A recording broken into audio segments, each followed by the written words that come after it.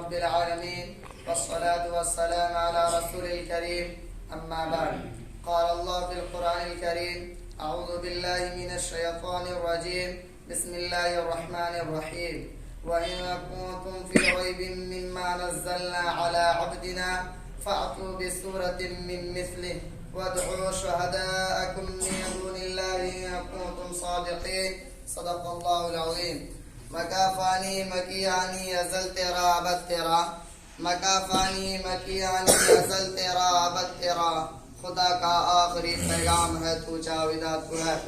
جناب صدر، حاضرین مجلس اور عزیز ساتھیوں، میں نے آپ حضرات کے سامنے قرآن پاک کی ایک چھوٹی سی آیت تلاوت کی ہے جس میں حق تعالیٰ شان نے فرمایا ہے کہ یہ قرآن جو محمد عربی صلی اللہ علیہ وسلم تمہیں پڑھ کر سناتے ہیں، اس کے علوم و معارف تمہارے سامنے بیان کرتے ہیں اور تم یہ سمجھتے ہو کہ تمہارا خیال یہ ہے کہ یہ اسی کا کلام ہے، آسمانی وحی ہے، میری طرف سے نازل نہیں ہوا ہے. تم میرے حبیب کو جھٹلاتے ہو. تم میں سے کہنے والے کہتے ہیں لو نشاء لقلنا مثل هذا، اگر ہم چاہتے تو اس جیسا کلام ہم بھی پیش کرتے تھے. تو آؤ، تمہارے لیے راستہ صاف ہے، تم بھی انسان ہو، تم بھی اسی خطے کے رہنے والے ہو. طلاقت لسانی میں تمہاری مثال نہیں، فصاحت و بلاغت کے تم امام ہو. تمہاری ادنا سادنا چوکریاں بھی شعراء ادبا کی مجلسوں میں خلبلی مچا دیتی ہے. تم نظم و نثر کے استاد ہو، ماہر فن ہو، اس جیسا قرآن پیش کر دو.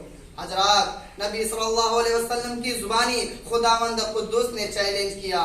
قلنا ان استمعت الانس والجن على ان ياتوا بمثل هذا القران لا ياتون بمثله ولو كان بعضهم لبعض ظهيرا. کہ اے محمد صلی اللہ علیہ وسلم، آپ کہہ دیجئے کہ تم یہ کہتے ہو کہ یہ انسان کا کلام ہے. اگر تمام انسان اور جنات اور کائنات کا تمام مخلوق بھی اکٹھا ہو کر اس جیسا قرآن پیش کرنا چاہے تو نہیں پیش کر سکتی، چاہے ایک دوسرے کے حامی و مددگار کیوں نہ بن جائے. حضرات، یہ ایک چیلنج تھا دشمنان اسلام و قرآن کے لیے، ایک ذری موقع تھا. جو اسلام اور پیغمبر اسلام کے خلاف طعن و تشنیع کر رہے تھے، جو اسلام کا چہرہ مسخ کرنے کے لیے کوشش کر رہے تھے، وہ میدان میں آتے، اس جیسا کلام پیش کر کے اس چیلنج کو قبول کرتے اور اس تحریک کو بھرے سے پہلے کچلتے تھے. لیکن اس چیلنج پر سب کو صاف سن گیا. ان دشمنان اسلام کے چہروں پر ہوائیاں اڑنے لگی. وہ سب ماہر فن، فصیح و بلیغ اور زبان داری اپنا جواب نہ رکھنے والے حیرت میں پڑ گئے. کسی نے چیلنج کو قبول نہ کیا، سب کی زبانیں گنگ ہو گئی. پھر حق تعالیٰ شان نے اور نیچے اتر کر فرمایا اگر تم پورا قرآن پیش نہیں کر سکتے تو اس جیسی 10 صورتیں بنا کر پیش کر دو. اگر تنہا نہیں لا سکتے تو امی عالمی کانفرنس کر لو، اکیڈمی بنا لو اور تمام حمایتوں کو بلا کر اس کا جواب پیش کر دو.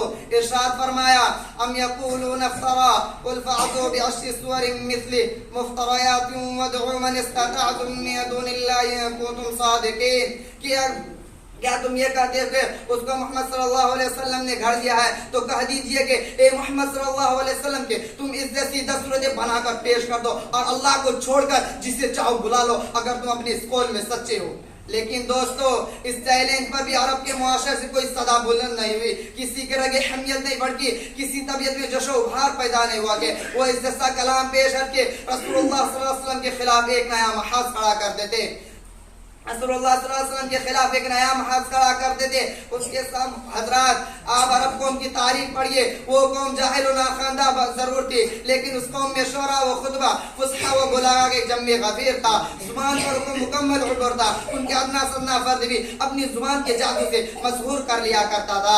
اور اس کے ساتھ ساتھ وہ قوم بڑی غیور، باحمیت اور حوصلہ مند تھی. ان کو للکارنا ہنسی کھیلنا تھا. لیکن قرآن نے زبردست چیلنج کیا اور جب چاروں طرف سے آواز نہیں تو پھر فرمایا فَلْيَأْتُوا بِحَدِيثٍ مِّثْلِهِ کہ اس جیسی ایک بات بھی پیش کر دو. تمہارے طلاقت لسانی کے چرچے تو آسمان پر ہے. اور پھر ایک چھوٹی سی سورت إِنَّا أَعْطَيْنَاكَ الْكَوْثَرَ فَصَلِّ لِرَبِّكَ وَانْحَرْ إِنَّ شَانِئَكَ هُوَ الْأَبْتَرُ. لکھ کر باب کعبہ پر آویزہ کر دی گئی. کافی دن تک کعبہ کے دروازے پر یہ صورت لٹکی رہی.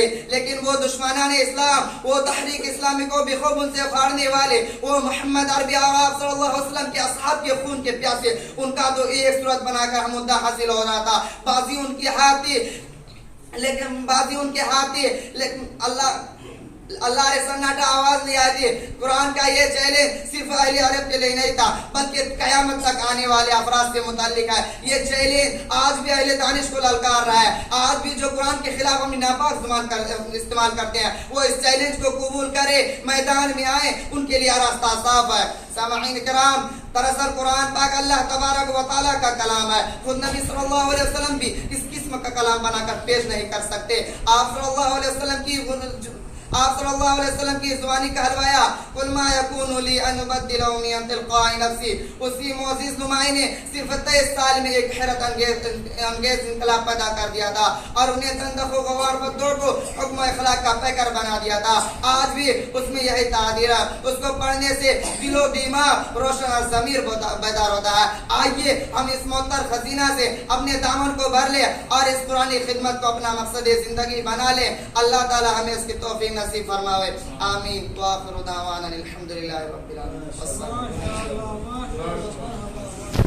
اس کے بعد تلاوت کے لیے تحمید طاہرہ.